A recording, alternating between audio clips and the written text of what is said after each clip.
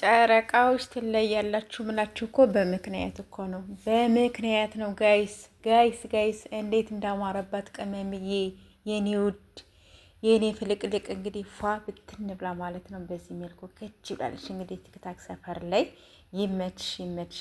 እንግዲህ ገስት ሰጥተዋል። እንግዲህ የጨረቃ ፋሚሊዎች እንዴት እኔ እንጃ ያላቸው ፍቅር የምር ያላቸው ፍቅር እና በነገራችን ላይ እኮ ግን ማለት ነው በጣም ደስ የሚሉት ነገር የነሱ ይለያል ማለት ነው።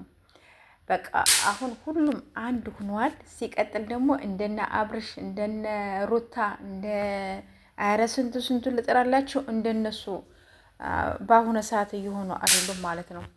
በጣም ነው ደስ ያላቸው። በቃ አብሮነታቸውን ምናቸውን እንዴት እንደወደዱት ማለት ነው። የምሬን ነው የምላችሁ። እና ሀይሚዬ የኔ ፍልቅልቅ የኔ እንቁ በዚህ መልኩ ከችሎች ማለት ነው። ይመችሽ የኔ ውዶች የኔ ምርጦች የጨረቃ ፋሚሊዎች። እናንተም ደግሞ ስትገቡ ደግሞ በላይክ ግቡ፣ አበረታቱኝ ፕሌስ ስትገቡ በላይክ ግቡ የኔ ውዶች ማለት ነው።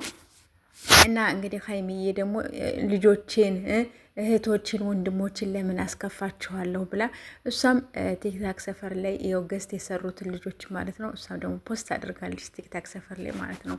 እና በጣም እነሱም ይለያሉ እህቶቼ ወንድሞቼ። ቡራም ሆነ ሀይሚዬም ሆነች በቃ ለምን ይከፉብናል ልጆቻችን የኛ አበረታች በስደት ዓለም ያሉ ልጆች አሉ ብለው በጣም ስለሚያስቡ እነሱም ፖስት ያደርጋሉ ማለት ነው። ይለያሉ እውነት ለመናገር ማለት ነው። እና እንግዲህ በዚህ መልኩ ፏ በትን ብላ መጣለች ቅመምዬ፣ አምሮባታል ማለት ነው። ይመችሽ እያለው የኔ እንቁ የኔ ፍልቅልቅ ማለት ነሽ።